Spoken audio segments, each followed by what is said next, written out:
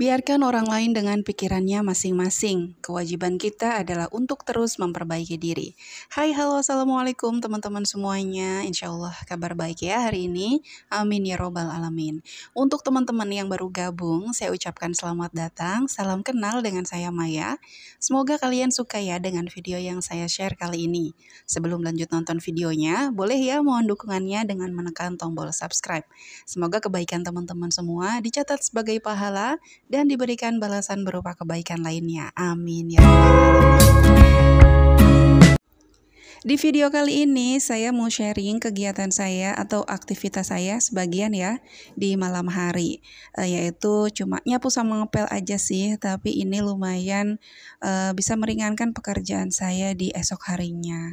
Kenapa saya melakukannya di malam hari? Biasanya saya nunggu anak-anak udah tidur dulu karena supaya lebih cepat selesai gitu rasanya ya, dan juga lebih aman.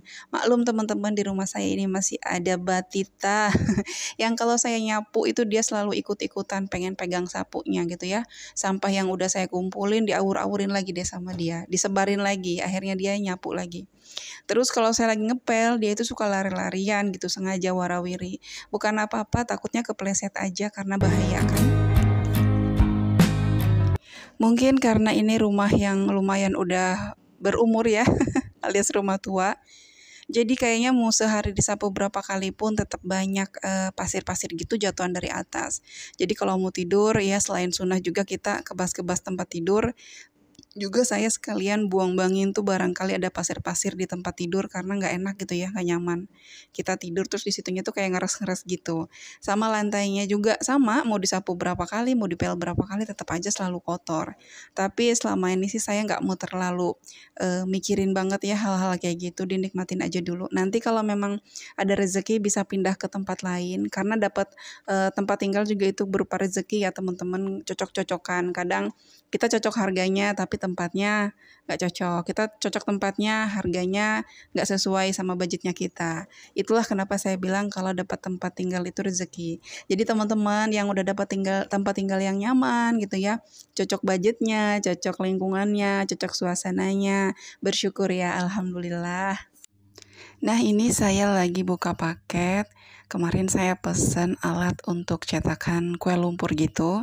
Rencananya saya tuh beli mau coba-coba bikin untuk kudapan-kudapan gitu ya. Mau saya taruh di kantin, titipin untuk dagang kecil-kecilan gitulah.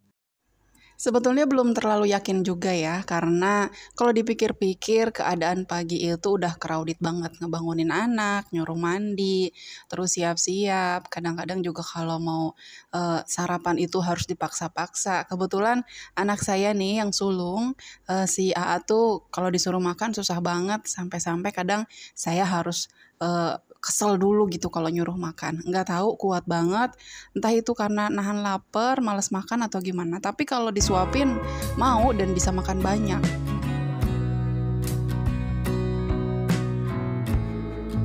Pernah ada yang bilang, ih si teteh mah nyari uang mulu, itu rekening udah gendut kali katanya. Amin, saya aminin aja karena anggap aja ucapan itu adalah doa ya. Jadi beliau yang mengucapkan, entah niatnya apa, saya aminin aja. Mudah-mudahan pas beliau ngomong begitu malaikat lagi hadir di situ dan mengaminkan. Amin ya robbal alamin. Tapi teman-teman bicara masalah tabungan gitu ya atau penghasilan, eh, untuk penghasilan orang lain atau tabungan orang lain itu adalah sawang sinawang ya teman-teman. Jadi kalau kita ngelihat, ih si ini kerjanya di tempat yang bagus, yang bonafit gitu, suaminya juga kerjaannya bagus, itu pasti tabungannya udah banyak banget tuh, pasti investasinya udah di mana-mana, pasti-pasti dan banyak lagi ya pasti-pasti lainnya. Padahal kita nggak pernah tahu ya teman-teman beban hidupnya mereka tuh kayak apa. Tanggung jawabnya mereka itu siapa aja. Mungkin kita ngelihatnya mereka berkelimpahan, mereka berkecukupan, tapi kita nggak tahu beban pikiran yang mereka itu kayak apa. Jadi sebenarnya berhati-hati untuk berkomentar, apalagi kalau komentar kita itu cenderung nyinyir kayak misalnya, ih kerjanya tiap hari dari pagi sampai sore, tapi bajunya itu-itu mulu. Ih kerjanya kayaknya di tempat yang bonafit, tapi nggak punya apa-apa. Nah, hati-hati dengan omongan-omongan yang mungkin niatnya mau bercanda, tapi itu bisa melukai banyak orang. Lanjut, saya mau membuat to-do list. To-do list ini lumayan membantu saya untuk bisa mengingat kegiatan apa aja yang mau saya lakukan dalam seminggu. Saya nggak buat per hari ya, karena kayaknya kalau untuk per hari itu kayaknya saya dikejar-kejar banget. Ini saya bikinnya per minggu. Jadi nanti terserah gimana moodnya aja, mana yang mau dikerjain duluan dan mana yang nanti. Tapi biasanya kalau untuk decluttering saya melakukannya Sabtu Minggu ya, karena waktunya lumayan panjang. Kalau Senin sampai Jumat udah jelas nggak bisa, karena pulang-pulang tuh sampai rumah udah hampir maghrib. Meskipun ini cuma catatan kecil, tapi ini lumayan membuat saya ngerasa bahwa hidup saya itu jadi sedikit terarah gitu teman-teman.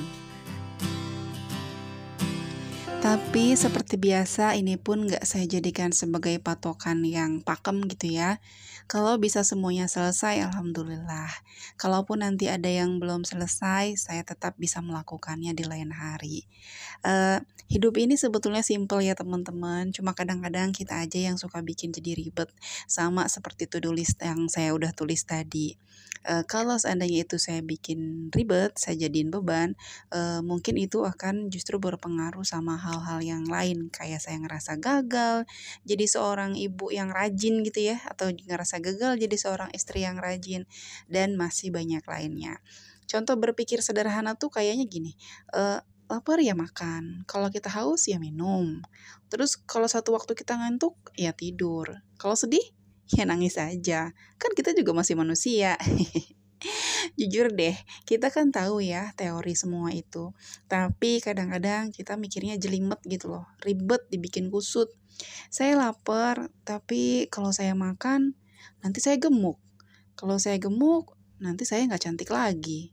Sayang banget deh baju-bajunya nanti nggak muat lagi. Kalau saya kasih ke orang, kira-kira nanti orangnya tersinggung nggak ya? Terus baju saya dipakai apa enggak ya? Kalau nanti dibuang gimana? Padahal saya beli bajunya mahal banget tuh. Panjang deh gitu pokoknya pikirannya, mikirnya tuh yang ribet aja gitu, padahal tadi masalahnya cuma soal lapar. Kalau pikiran kita ribet, bisa habis waktu kita cuma buat mikirin yang enggak-enggak. Bahasa kerennya tuh overthinking kali ya. Apa-apa yang belum kejadian udah dipikirin duluan. Belum kejadian tapi rasa sakitnya, rasa sedihnya, rasa takutnya udah dirasain duluan. Padahal belum tentu kejadian juga kan ya. Bahayanya nih gimana kalau pikiran kita yang negatif itu justru malah menarik hal-hal buruk di hidup kita. Nauzubillah. Lagi pula ya, kalau kita terlalu banyak mikir, bukannya kita jadi susah ya buat ambil keputusan. Susah buat fokus sama hal yang sekarang jelas-jelas lagi kita hadepin. Kita cuma punya hari ini loh, yang kemarin udah berlalu, udah gak bisa diotak-atik lagi. Yang besok belum tentu jadi milik kita. Jadi nikmatin aja apa yang bisa kita nikmatin hari ini. Iya sih, emang susah. Apalagi kalau kita termasuk orang yang introvert. Gak suka cerita apapun ke siapapun. Segala sesuatu dipendam sendiri. Gak apa-apa kok, masing-masing orang punya prinsip. Tapi mungkin kita bisa mengusahakan gimana caranya supaya masalah apapun yang lagi bertamu sama hidup kita nih, bisa kita sambut dengan pemikiran yang sederhana aja. Perlu banyak belajar emang, karena ini tuh ilmu tingkat tinggi gak sih? Kebanyakan dari kita kan kalau ada kejadian apa gitu yang gak sesuai dengan harapan, biasanya langsung panik ya. Mikirin segala kemungkinan yang bahkan mungkin orang lain hal-hal itu gak ada di pikiran mereka. Sekali lagi, jangan-jangan emang dasarnya kita aja yang suka bikin hidup kita ini jadi ribet. Ada lagi nih, lumayan mengganggu. Tentang penilaian orang lain terhadap kita. Sebetulnya, seberapa penting sih kita galau sama yang namanya penilaian orang lain? Apalagi kalau kita perhatiin, sebenarnya orang-orang yang hobi ngomongin kita atau ngomentarin hidup kita itu rata-rata orang-orang yang, maaf ya, kebanyakan nganggurnya daripada produktifnya. Iya nggak sih? Kalau mereka produktif, mana punya waktu buat jadi komentator hidup kita? Jadi mulai sekarang, coba deh saring omongan-omongan sumbang yang kita dengar dari mulut orang lain. Yang baiknya bisa kita ambil, yang buruknya anggap aja untuk kita jadikan bahan koreksi. Tapi ingat, bukan untuk dijadikan beban pikiran. Nah, gimana teman-teman? Kira-kira setuju nggak kalau mulai saat ini saya ajak teman-teman kita belajar ya, mulai detik ini untuk mencoba berpikir sesederhana mungkin dalam menghadapi setiap masalah. Tahu sih, masalah kita beda-beda ya, ada yang ringan dan mungkin juga ada yang berat.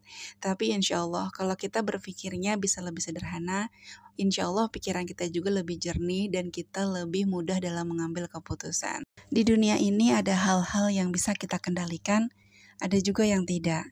Kalau yang tidak, itu dia omongan orang, penilaian orang lain tentang kita. Mereka mau bicara apapun, kita nggak bisa mengendalikan ya. Hal-hal yang bisa kita kendalikan, misalnya ucapan kita. Jadi kita jangan cuma peduli apa yang masuk mulut, tapi nggak peduli apa yang keluar dari mulut, yaitu kata-kata atau ucapan. Karena takutnya ya, jangan sampai gitu ada ucapan kita yang jadi luka untuk orang lain. Karena kalau ini terjadi, bisa dipastikan hidup kita akan mulai ribet. Ribet untuk menjelaskan kalau orang tersebut salah paham. Ribet karena nanti urusannya malah jadi dosa. Kalau orang tersebut merasa dizolimi. Repot kan? Nah, sudah di penghujung video teman-teman, saya ucapin makasih banyak buat teman-teman yang udah berkenan nonton video ini sampai selesai. Semoga bermanfaat ya. Jangan lupa like, komen, dan subscribe bagi yang belum. Teraska Maya pamit undur diri. Assalamualaikum warahmatullahi wabarakatuh. Hatur nuhun.